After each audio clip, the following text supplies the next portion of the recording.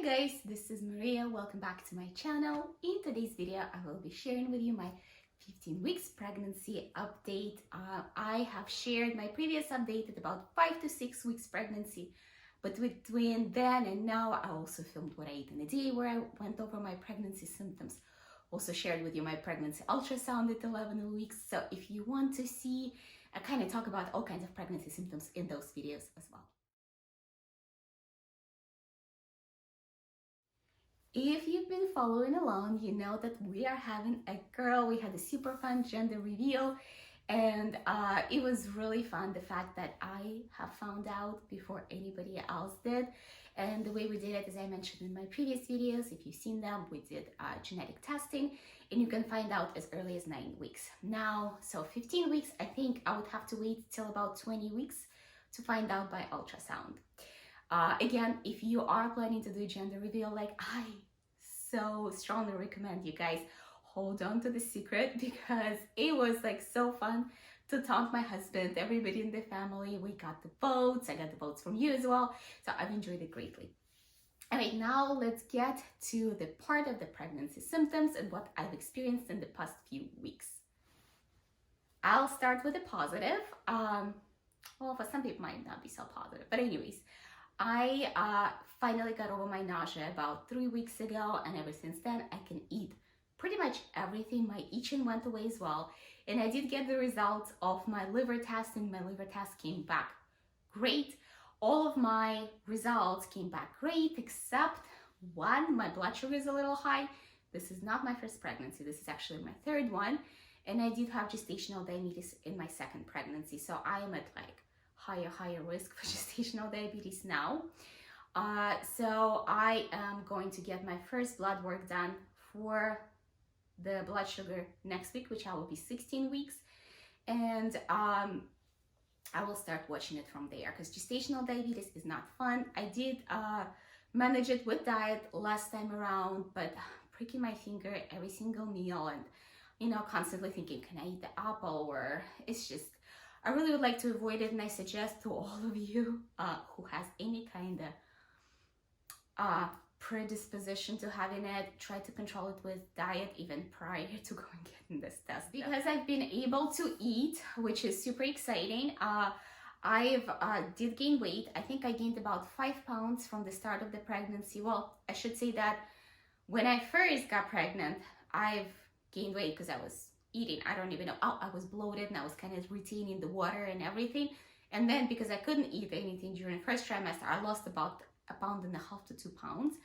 And then, so right now, if you would go from the very first months, I've gained only 2 pounds. But if you would go from my lowest during this pregnancy, I've gained about 5 pounds, which I think is normal. The thing with me, I'm about to get on progesterone shots starting next week, because I'm a high-risk pregnancy and I had 2 preterm labors before. I know, pregnancy is so much fun, and I would love to share only the good stuff in this video, but unfortunately, I come into this pregnancy with a whole bouquet of all kinds of things to consider. I had 2 premature births at 35 weeks, gestational diabetes, and I had a C-section last time.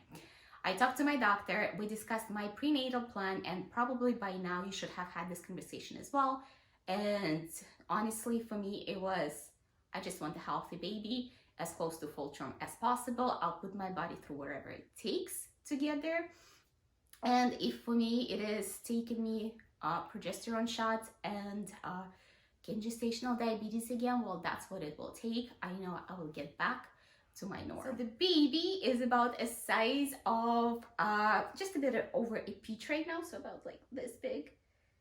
So cute, right? I'm pretty excited. My next week, I'm doing another ultrasound, which is super weird.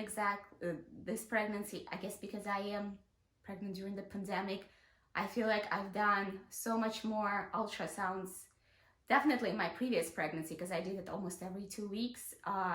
But my first pregnancy, I feel like I've done more ultrasounds by 16 weeks than I am doing now, which is totally fine. I'm cool with that.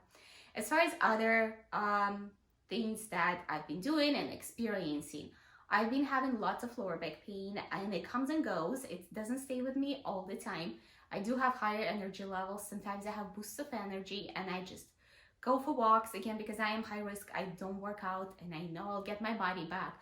So if you find yourself being unable to work out, don't get on that trend. Everybody is different. Every woman's pregnancy is different. You will be able to get your body. My best suggestion and best advice going through it 3 times is watch what you eat. Don't really fill up your body with junk right now. First of all, your baby doesn't need all that junk because they're building their systems. And second, it will be so much harder for you to go back. 80% of what your body is your diet, and only 20% is exercise. So if you are not able to exercise during your pregnancy, wherever, do stay active as much as you can, like doing the walks, but don't do high intensity training if you are not advised to do so. Now I am coming to my worst pregnancy symptom after the nausea and not being able to eat the first trimester is insomnia.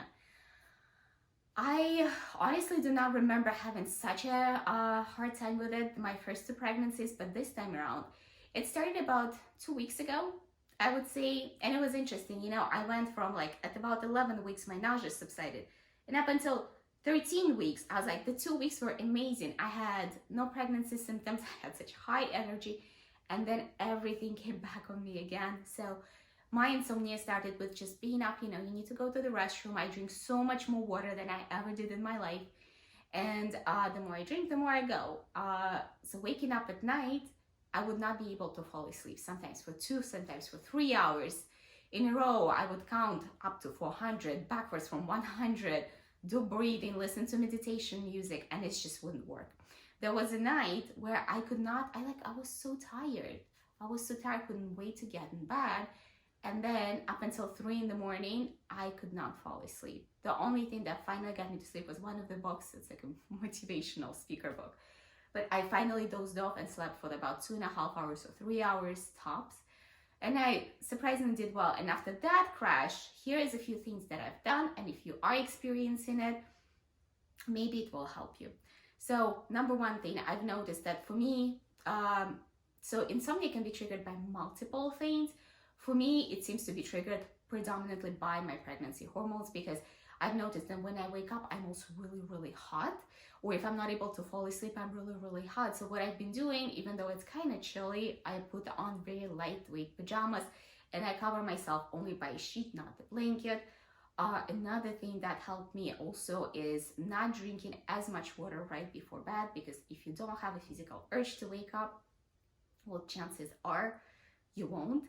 That I don't want to fully recommend because it is a supplement, but I've been taking it even prior to pregnancy if I had like issues with sleep. It is a combination of calcium, magnesium, and zinc. Magnesium does promote healthy sleep and relaxation in the muscles, and it does seem, the nights I do take, it's a vitamin basically, but the nights I do take it, it does seem like I sleep deeper. But before you take anything, anybody recommends, I'm not a doctor, you always have to ask your healthcare provider. Other than that, I feel pretty good. I'm happy that my relationship with food is much healthier, so I can eat. I am watching what I'm eating again, so I don't get my blood sugar levels too high. And I will probably refilm the video for you. I will also keep you updated on my how my ultrasound goes and all those things. I hope you guys enjoyed this video. If you have any questions you're expecting at the same time, or you're just reliving your pregnancy, share your experiences with me. I want to hear from you. Was insomnia as terrible for you as it is for me? Just let's chat about it. And I hope you enjoyed it. Give this video a like if you did. Subscribe to my channel, and I will see you later.